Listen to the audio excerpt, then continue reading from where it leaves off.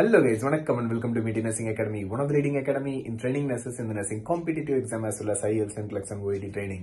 இன்னைக்கு இந்த வீடியோ பதிவுல AIIMS NARCET 6 exam vacancy notification வந்து அனௌன்ஸ் பண்ணிருக்காங்க. இத பத்தின டீடைல்ஸ் தான் ஃபுல்லா பார்க்க போறோம்.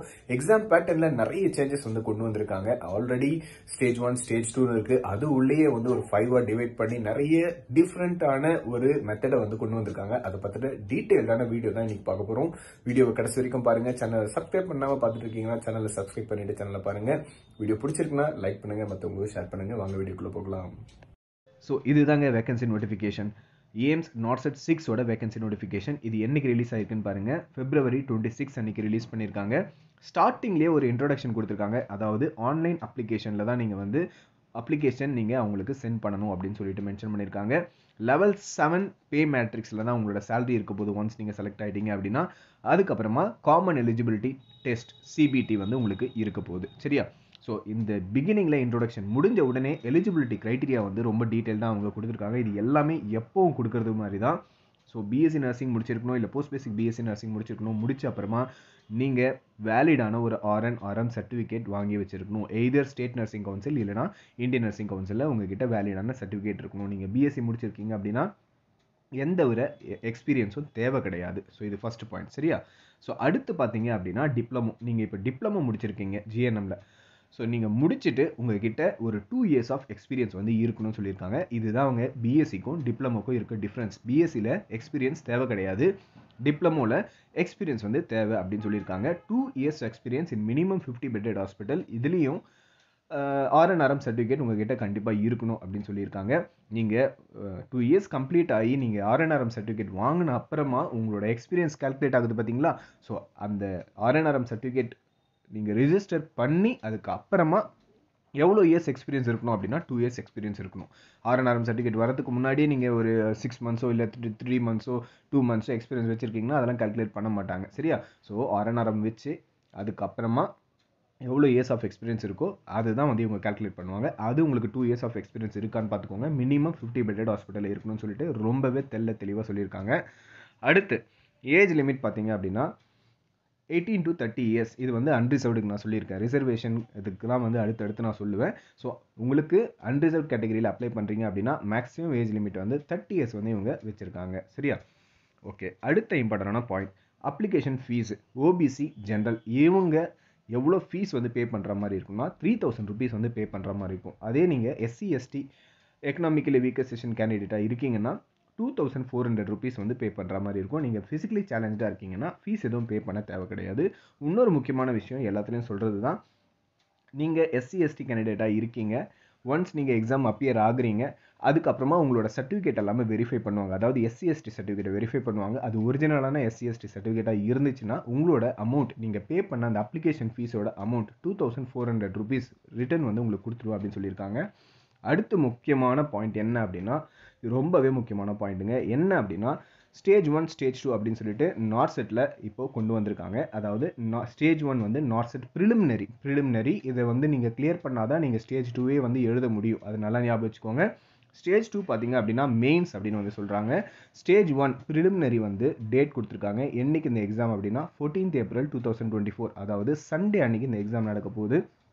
அடுத்து மெயின்ஸ் எக்ஸாம் பார்த்தீங்க அப்படின்னா 5th May அன்னைக்கு, அதுவும் வந்து சண்டே. ஸோ இந்த மாதிரி ஒரு கேப் விட்டு இந்த எக்ஸாம் வந்து வச்சுருக்காங்க. அடுத்து நம்ம ஜென்ரல் இன்ஸ்ட்ரக்ஷன்ஸ் பார்ப்போங்க. ஸோ இதில் முக்கியமான பாயிண்ட்ஸ் மட்டும் நம்ம ஹைலைட் பண்ணி பார்த்துட்டு போயிடுவோம். ஆன்லைனில் தான் வந்து நீங்கள் அப்ளிகேஷன் வந்து ஃபில் பண்ண போகிறீங்க. என்ன வெப்சைட்டுக்கு போனால் அந்த ஆன்லைன் அப்ளிகேஷன் இருக்கும் அப்படின்னு சொல்லிட்டு இந்த இடத்துல மென்ஷன் பண்ணியிருக்காங்க. நெக்ஸ்ட் இம்பார்ட்டண்டான பாயிண்ட் என்ன அப்படின்னா, எண்ணிலேருந்து எண்ணெய் வரைக்கும் இந்த ஆன்லைன் அப்ளிகேஷன் ஓப்பனாக இருக்கும். ஆல்ரெடி நேற்றே ஓப்பன் ஆகிடுச்சு. அதாவது 26 February வந்து இந்த ஆன்லைன் அப்ளிகேஷன் ஓப்பன் ஆகிடுச்சு. நீங்கள் இப்போவே ஃபில் பண்ண ஸ்டார்ட் பண்ணுங்கள். அப்போ தான் நீங்கள் எதிர்பார்க்குற அந்த சென்டர் வந்து உங்களுக்கு கிடைக்கும். சரியா? எவ்வளோ நம்ம ஊருக்கிட்டேயே நீங்கள் போடுறீங்களோ அவ்வளோ அந்த எவ்வளோ சீக்கிரம் அப்ளை பண்ணுறீங்களோ அவ்வளோ சீக்கிரம் நம்ம ஸ்டேட் பக்கத்துலேயே இல்லை நம்ம ஸ்டேட்லேயே கூட இந்த சென்டர் வந்து கிடைக்க வாய்ப்புகள் அதிகம். சரியா? அதனால எவ்வளோ சீக்கிரம் முடியுமோ அவ்வளோ சீக்கிரம் அப்ளை பண்ணிடுங்க. லாஸ்ட் டேட் வந்து என்ன கொடுத்துருக்காங்கன்னா 17th March 5 PM வரைக்கும் கொடுத்துருக்காங்க. சரியா? ஸோ இதுக்கு அப்புறமா வந்து ஒரு 7 days வந்து அவங்க ஏதாவது கரெக்ஷன்ஸ் நீங்கள் பண்ணணும் அப்படின்னா பண்ணிக்கலாம்னு சொல்லிட்டு அவங்க சொல்லியிருக்காங்க. அதையும் நம்ம பார்ப்போம். ஸோ இதுதாங்க. ஸோ ஆன்லைன் அப்ளிகேஷன் பண்ணும் போதே நீங்கள் எல்லா டாக்குமெண்ட்ஸையுமே வந்து உங்ககிட்ட ரெடியாக வச்சுருக்கணும் அப்படின்னு சொல்லியிருக்காங்க. எல்லாத்தையும் அப்லோட் பண்ணணும் அப்படின்னு சொல்லி மென்ஷன் பண்ணியிருக்காங்க. அது என்னென்ன டாக்குமெண்ட்ஸ் அப்படின்னு சொல்லிட்டு அடுத்தடுத்து நம்ம பார்த்துக்கிட்டே இருப்போம். இங்கே மென்ஷன் பண்ணியிருக்காங்க பாருங்கள், என்னென்ன டாக்குமெண்ட்ஸ் வந்து நீங்கள் வச்சுருக்கணும் அப்படின்னு சொல்லிட்டு. ஸோ ரிஜிஸ்ட்ரேஷன் ஸ்லிப் வந்து உங்ககிட்ட கண்டிப்பாக இருக்கணும், along with proof of payment. ஓகேங்களா? So correction in registration will not be consider through any mode. So நீங்கள் ரிஜிஸ்டர் பண்ணுறீங்கல்ல, உங்களோட name, age, phone number, email ID, இந்த ரிஜிஸ்ட்ரேஷன் டீட்டெயில்ஸ் மட்டும் உங்களால் சேஞ்ச் பண்ண முடியாது. மற்றபடி நீங்கள் உள்ள ஏதாவது டீட்டெயில்ஸ் தப்பாக போட்டிருந்தீங்கன்னா இவங்க வந்து ஒரு டேட் கொடுப்பாங்க. அதாவது ஒரு 7 days கொடுத்துருக்காங்கன்னு சொல்லியிருந்தேன்ல, அந்த 7 daysல சேஞ்ச் பண்ண முடியும். ஆனால் இந்த ரிஜிஸ்ட்ரேஷனுக்கான டீட்டெயில்ஸ் மட்டும் எப்போயுமே சேஞ்ச் பண்ண முடியாது. அதனால் இதை ப்ராப்பராக உங்களோட இனிஷியல் முன்னாடியா பின்னாடியா each and every thing, age, உங்கள் ஃபோன் நம்பர், உங்கள் மெயில் ஐடி எல்லாமே கரெக்டாக இருக்கான்னு பார்த்து அதுக்கேற்ற மாதிரி நீங்கள் ரிஜிஸ்ட்ரேஷன் ஃபில் பண்ணுங்கள். சரியா? அடுத்து கரெக்ஷனுக்கு ஒரு டேட் கொடுத்துருக்காங்க. அதாவது 18th மார்ச்லேருந்து 20th மார்ச் வரைக்கும் உங்களுக்கு வந்து டைம் கொடுத்துருக்காங்க. 7 days கொடுக்கலாங்க. 18, 19, 20 ஒன்லி 3 days தான் கொடுத்துருக்காங்க. நான் தப்பாக 7 daysன்னு சொல்லிட்டேன். ஸோ 3 days தான் இருக்குது. ஸோ அந்த 3 daysல நீங்கள் வந்து ஏதாவது கரெக்ஷன் பண்ணணும்னு நினச்சிங்க அப்படின்னா கரெக்ஷன் பண்ணிக்கலாம். அதுவும் வந்து 20ஆம் தேதி 5 மணிக்குள்ளே நீங்கள் இந்த கரெக்ஷன் முடிக்கணும். நிறைய பேர் பார்த்தீங்க அப்படின்னா இந்த டேட்டை வந்து மிஸ் பண்ணிடுறாங்க. அதுக்கப்புறம் அந்த என்கொயரி நம்பருக்கு ஃபோன் பண்ணி கேட்குறாங்க. அதனால் ஒரு யூஸும் கிடையாது. இவங்க வந்து எடிட் பண்ணுறதுக்கு ஒரு டேட் கொடுத்துருக்காங்க. அந்த டேட்டில் தான் வந்து நீங்கள் அந்த கரெக்ஷன் முடிக்கணும். அதுவும் 5 o'clock வரைக்கும் தான் கொடுத்துருக்காங்க. அதுக்கு மேலே ஒரு நிமிஷம் அதிகமானாலும் உங்களால் கரெக்ஷன் பண்ண முடியாது. ஸோ இந்த மிஸ்டேக்கை நிறைய ஸ்டூடெண்ட்ஸ் பண்ணிகிட்டு இருக்காங்க. அதை பண்ணாதீங்க. இந்த கொடுத்துருக்க இந்த 3 daysல நீங்கள் பண்ணிவிடுங்க. அதே மாதிரி ஃபோன்லேருந்து அப்ளிகேஷன் ஃபார்ம் தயவு செஞ்சு ஃபில் பண்ணாதீங்க. ஒரு நெட் சென்டரோ இல்லை உங்கள் வீட்டில் லேப்டாப்போ இல்லைனா டெஸ்க்டாப் இருக்குன்னா அதில் தயவு செஞ்சு ஃபில் பண்ணுங்கள். ஃபில் பண்ணும்போது எல்லா டாக்குமெண்ட்ஸுமே உங்கள்கிட்ட இருக்கான்னு சொல்லிட்டு பார்த்துக்கோங்க. எல்லா ஸ்கேன்டு காப்பியுமே உங்கள்கிட்ட இருக்கான்னு பார்த்துக்கோங்க. சிக்னேச்சர், ரீசெண்ட் ஃபோட்டோகிராஃப், ஒரு ஒயிட் பேக்ரவுண்டில் ரீசெண்ட் ஃபோட்டோகிராஃப், சிக்னேச்சர், டம் இம்ப்ரெஷன், இது எல்லாமே ரீசெண்டானதாக இருக்கான்னு பார்த்துக்கிட்டு அதுக்கப்புறமா வந்து ஃபில் பண்ண உட்காருங்க. சரியா? ஒவ்வொரு வாட்டியும் இதுக்காக விட்டுட்டு போயிட்டு அதை ரெடி பண்ணிவிட்டு வந்து ஃபில் பண்ணிங்க அப்படின்னா அதெல்லாம் வந்து கரெக்டாக இருக்காது. எல்லாமே ரெடி பண்ணி வச்சுட்டு ஃபில் பண்ண உட்காருங்க. எவ்வளோ சீக்கிரம் ஃபில் பண்ணுறீங்களோ அவ்வளோ சீக்கிரம் உங்களுக்கு சென்டர்ஸ் வந்து நம்ம ஊர்லேயோ ஊருக்கு பக்கத்துலேயோ கிடைக்கும். சரியா? அடுத்து ஸோ நம்ம ஏற்கனவே பார்த்துட்டோம், ஆன்லைன் அப்ளிகேஷன் போர்ட்டல் பார்த்தீங்க அப்படின்னா 17th 5 PM வந்து க்ளோஸ் ஆகிடும்னு சொல்லியிருக்காங்க. மற்ற இம்பார்ட்டண்டான பாயிண்ட் அடுத்து பார்த்துட்டு போயிடலாம். அப்லோடிங் இமேஜ் இன்ஸ்ட்ரக்ஷன், இவங்க வந்து எப்படி இன்ஸ்ட்ரக்ஷனில் எந்த இன்ஸ்ட்ரக்ஷனில் இமேஜ் அப்லோட் பண்ணணும், ஃபோட்டோ அப்லோட் பண்ணணும், ஸ்கேண்டு டம் இம்ப்ரெஷன் அப்லோட் பண்ணணும், சிக்னேச்சர் அப்லோட் பண்ணணும்னு சொல்லியிருக்காங்களோ அதுக்கு ஏற்ற மாதிரி நீங்கள் அப்லோட் பண்ண ஸ்டார்ட் பண்ணுங்கள். ஸோ ஏஜ் ரிலாக்ஸேஷன் எப்பவும் போல தாங்க இவங்க கொடுத்துருக்காங்க. ஸோ எஸ்சி எஸ்டியாக இருக்கீங்க அப்படின்னா 5 years ஆஃப் ஏஜ் ரிலாக்ஸேஷன். நீங்கள் அன்ரிசர்வ்டில் இருக்கீங்க அப்படின்னா 30 years தாங்க. சரிங்களா? Maximum age limit. எஸ்சி எஸ்டியாக இருக்கீங்கன்னா 5 years ஏஜ் ரிலாக்ஸேஷன் கொடுத்துருக்காங்க. ஓபிசிக்கு 3 years ஏஜ் ரிலாக்ஸேஷன் கொடுத்துருக்காங்க.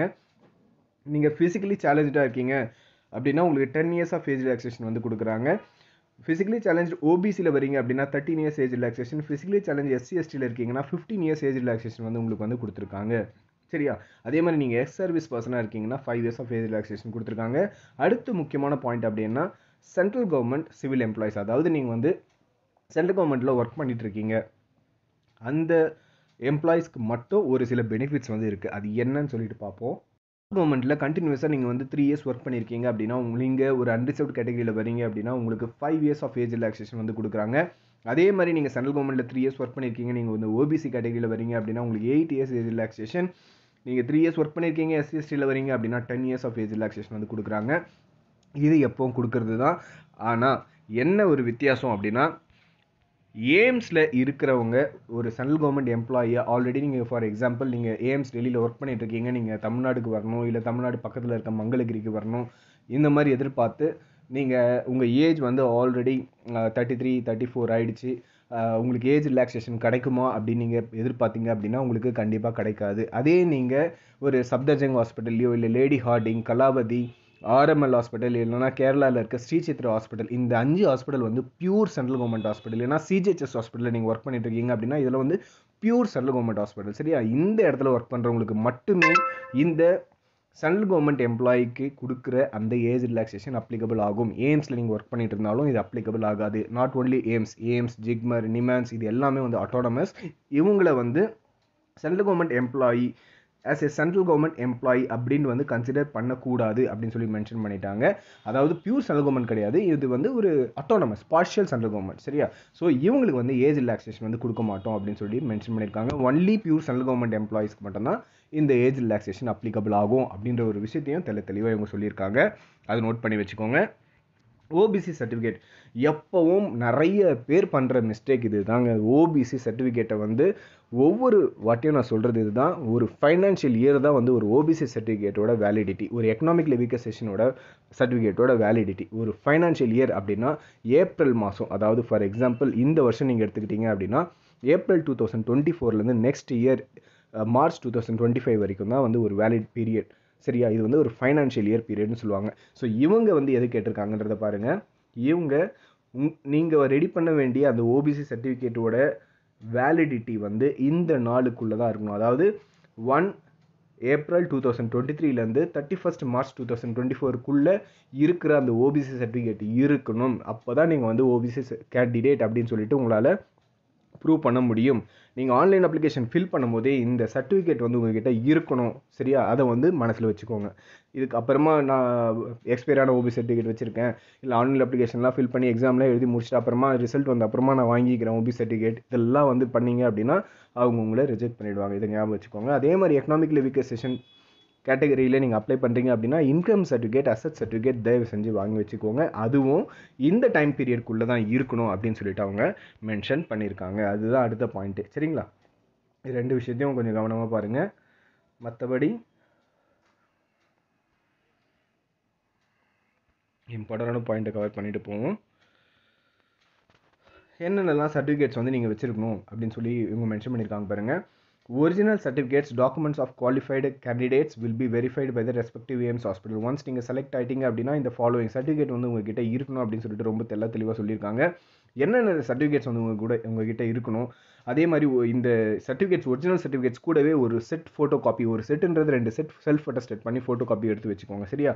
அவங்க உங்களை வந்து டாக்குமெண்ட் வெரிஃபிகேஷன் அப்போ கூப்பிடலாம். அந்த டைமில் நீங்கள் எல்லா டாக்குமெண்ட்ஸுமே வந்து நீங்கள் அவங்களுக்கு காமிக்கிற மாதிரி இருக்கும். சரியா? ஒரு சில இடத்துல ஆன்லைன்லேயே டாக்குமெண்ட் வெரிஃபிகேஷன் பண்ணிவிடுவாங்க, ஒரு சில இடத்துல வந்து ஆஃப்லைனில், அதாவது அந்த ஹாஸ்பிட்டலுக்கே கூப்பிட்டு டாக்குமெண்ட் வெரிஃபிகேஷன் வந்து பண்ணுவாங்க. ஸோ என்ன மாதிரி இருந்தாலும் உங்ககிட்ட வந்து scanned copy and hard copy இந்த டாக்குமெண்ட்ஸ் எல்லாமே original as well as one set photocopy வந்து இருக்கணும் அப்படின்னு சொல்லிட்டு மேண்டேட்டரியாக சொல்லியிருக்காங்க. என்னென்ன டாக்குமெண்ட்ஸ் உங்ககிட்ட கண்டிப்பாக இருக்கணும் அப்படின்னா a copy of downloaded registration slip. நீங்கள் இப்போ ஆன்லைனில் ஃபில் பண்ணுறீங்கல்ல, அந்த காப்பி வந்து அந்த ரிஜிஸ்ட்ரேஷன் ஸ்லிப்போட காப்பி வந்து இருக்கணும். பேமெண்ட்டோட காப்பியும் வந்து உங்ககிட்ட இருக்கணும். அது மட்டும் இல்லாமல் admit card, date of birth proof இருக்கணும், caste certificate, income certificate, asset certificate. இதெல்லாம் வந்து எக்கனாமிக்லி வீக்கர் செஷனுக்கு அசட் சர்டிஃபிகேட்டும் இன்கம் சர்டிஃபிகேட்டும். மற்றபடி ஓபிசி, எஸ்சி, எஸ்டி இந்த சர்டிஃபிகேட்ஸ் எல்லாம் த்ரூ இது நீங்கள் அப்ளை பண்ணுறீங்க இது மூலமாக அப்படின்னா இந்த சர்டிஃபிகேட்ஸ் எல்லாமே இருக்கணும். Disability certificates and education qualification, RN/RM certificate, experience certificate, so இது எல்லாமே வந்து இருக்கணும் அப்படின்னு சொல்லிட்டு மென்ஷன் பண்ணியிருக்காங்க. ஸோ நீங்கள் எந்த கேட்டகரியில் அப்ளை பண்ணுறீங்களோ அந்த கேட்டகரிக்கு பேஸ் பண்ணி எல்லா சர்டிஃபிகேட்டுமே ரெடி பண்ணி வச்சுக்கோங்க. சரியா? அண்ட் நீங்கள் கவர்மெண்ட்டில் ஆல்ரெடி ஒர்க் பண்ணிட்டு இருக்கீங்க அப்படின்னா NOC சர்டிஃபிகேட் வந்து கண்டிப்பாக இருக்கணும். சரியா?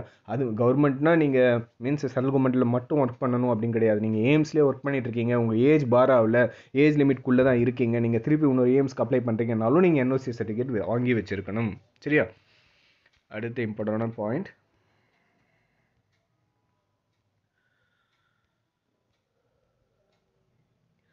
எக்ஸாம் பேட்டர்ன் வந்து பார்ப்போம். சரிங்களா? ஸோ இந்த எக்ஸாம் பேட்டர்ன் வந்து 2 விதமாக இவங்க வச்சுருக்காங்க. அதாவது ஸ்டேஜ் 1, ஸ்டேஜ் 2 அப்படின்னு சொல்லிட்டு ரொம்ப கவனமாக பாருங்கள். Stage 1, stage 2. ஸ்டேஜ் 1 வந்து நார்செட் ப்ரிலிமினரி அப்படின்னு சொல்கிறாங்க, ஸ்டேஜ் 2 வந்து நார்செட் மெயின் அப்படின்னு சொல்கிறாங்க. இதெல்லாம் நம்மளுக்கு தெரிஞ்ச விஷயம் தான். தெரியாத விஷயங்கள் என்ன அப்படின்னு சொல்லிட்டு பார்ப்போம். இந்த ஸ்டேஜ் 1ல் இது வந்து ஒரு குவாலிஃபையிங் எக்ஸாம் தான் சொல்கிறாங்க. அதாவது நீங்கள் இதை கிளியர் பண்ணிங்கன்னா தான் ஸ்டேஜ் 2கே வந்து உங்களை உட்கார வைப்பாங்க எக்ஸாமில். சரியா?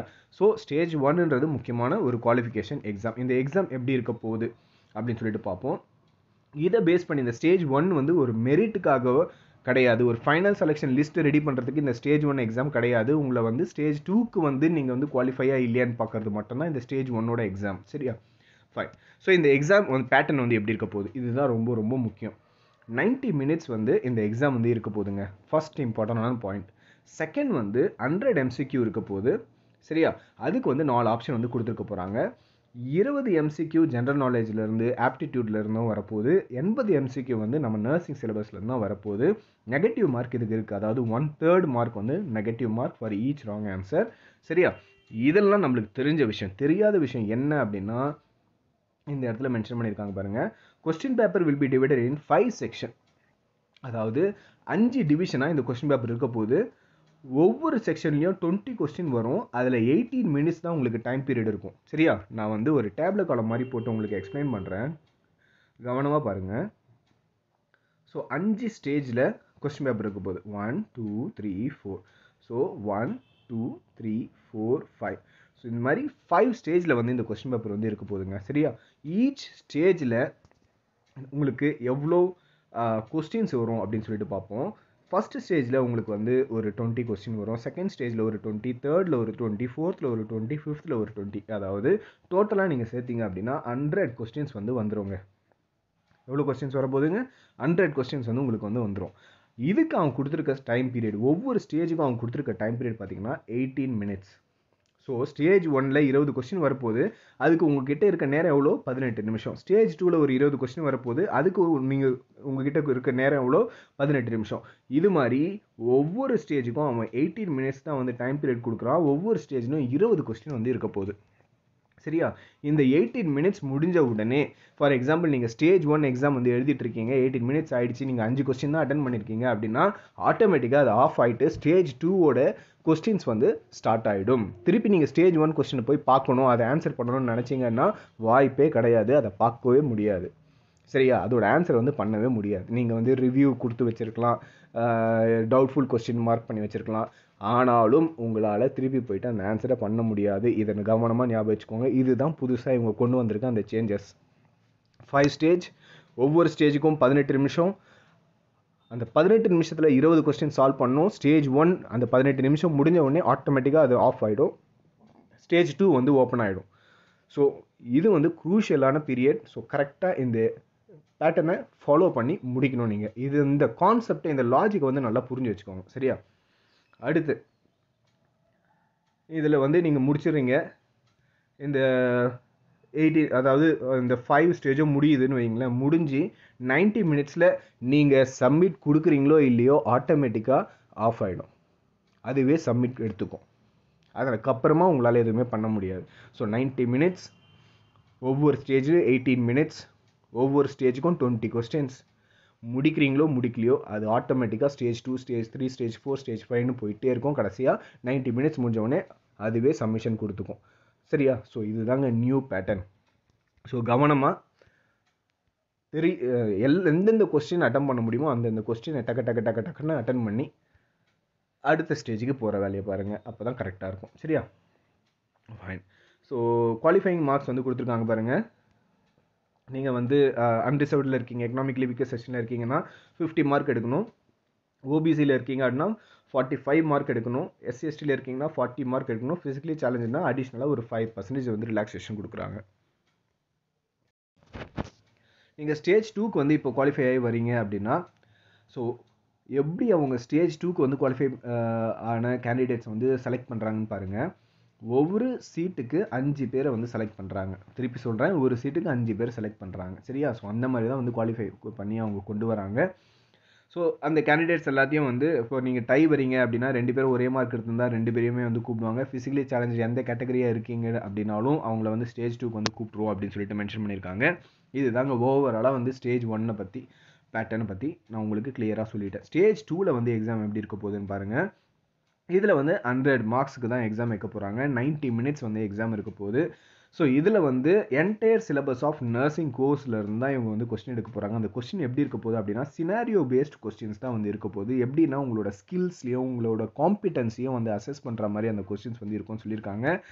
இதுலேயும் வந்து நெகட்டிவ் மார்க்கிங் இருக்கான்னு கேட்டால் கண்டிப்பாக இருக்குது. 1/3 மார்க் வந்து நெகட்டிவ் வந்து இவங்க வச்சுருக்காங்க. இதுலேயும் 5 செக்ஷன் தான் இருக்க போகுது. அதே 18 மினிட்ஸ் இருக்க போகுது. அந்த 5 செக்ஷனில் 20 கொஸ்டின் சொல்லிட்டு ஒவ்வொரு ஸ்டேஜ்லையும் 20 கொஸ்டின் வச்சுருக்காங்க. ஒவ்வொரு ஸ்டேஜ் கம்ப்ளீட் பண்ணுறதுக்கும் 18 மினிட்ஸ் வந்து கொடுத்துருக்காங்க. ஆனால் இதில் என்ன அப்படின்னா எல்லாமே வந்து நர்சிங் ரிலேட்டட் கொஸ்டின்ஸ் தான் வந்து வரப்போகுது. இதுதான் வந்து ஸ்டேஜ் 1க்கும் ஸ்டேஜ் 2க்கும் இருக்க டிஃப்ரென்ஸ். சரியா, ஸ்டேஜ் இந்த எல்லா ஸ்டேஜ் 5 ஸ்டேஜ் கம்ப்ளீட்டு 90 மினிட்ஸில் வந்து ஆகிடும். அதுக்கப்புறம் ஆட்டோமேட்டிக்காக அதுவே வந்து சப்மிஷன் எடுத்துக்கும். இதை வந்து ஞாபகம் வச்சுக்கோங்க.